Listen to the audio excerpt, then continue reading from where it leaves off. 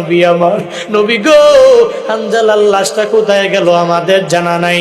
নবীও চিন্তার মধ্যে পড়ে গেলেন, একটা পেরেশানির মধ্যে পড়ে গেলেন। আমার হানজালার লাশ কোথায় চলে গেল, নাকি কাফেরেরা নিয়ে নিয়ে চলে গেল।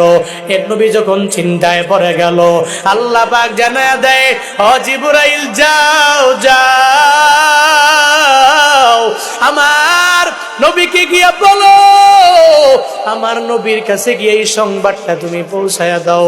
আমার নবী হানজালার লাশটারে খুঁজে নবীরে গিয়া বলো, হানজালা এত পরিমাণে রবের দরবারে দামি হয়ে গেল।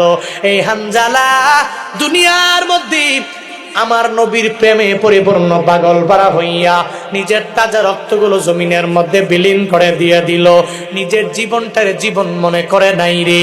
ও জিবরাইল, আমার নবীর কাছে গিয়া জানায়া দাও, ওই হানজালার লাশ আমি রহমতের ফেরেশতার মাধ্যমে আসমানের মধ্যে আমি আল্লাহ নিয়ে আসলাম। হানজালার গোসল দুনিয়ার কোনো পানি দ্বারা হবে, এটা আমি আল্লাহ মেনে নিতে পারি না। ওই হানজালার গোসল রহমতের ফেরেশতাদের মাধ্যমে আসমানে হাউজে কাউসারের পানি দিয়া আমার মাওলা দিয়া দিছে। সুবহানাল্লাহ।